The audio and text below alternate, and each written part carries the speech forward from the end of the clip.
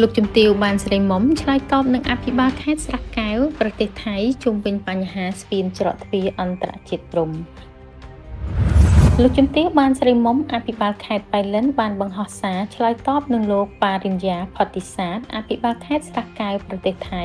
ជុំវិញបញ្ហាស្ពានច្រកទ្វារអន្តរជាតិព្រំនៃខេត្តប៉ៃលិន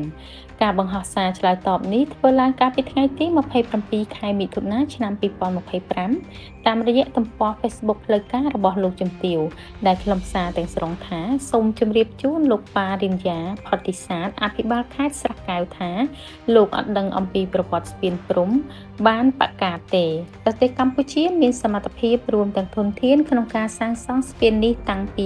20ឆ្នាំមុនមកដោយគ្មានជំនួយពីអ្នកទោះបីជាយ៉ាងណាក៏ដោយដោយសារប្រទេសថៃបានសន្យានឹងស្នើសុំសាងសង់យើងបានពន្យាពេលការសាងសង់ជាយូរណាស់មកហើយដោយសារតែស្ថានភាពនយោបាយក្នុងប្រទេសអ្នកប្រែប្រួលឥតឈប់ឈរ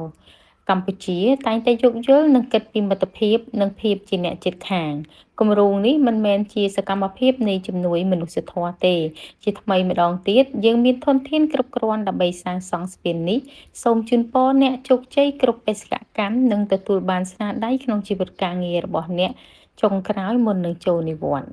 Please convey the mistake to Mr. Parinya Putisas, the governor of Strakau, that he has not clear about the background of Prom Ban Pakat Prit.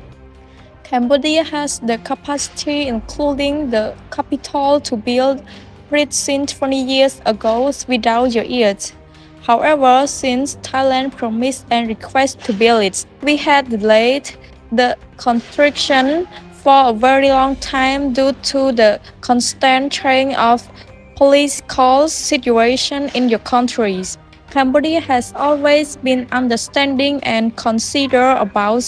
our friendship and neighborhood. This project is not the act of humanitarian aid. You request to do it. We did not request for your aid. Again, we have enough resources to build it. Wish you success in every mission and achievement in your last work journeys before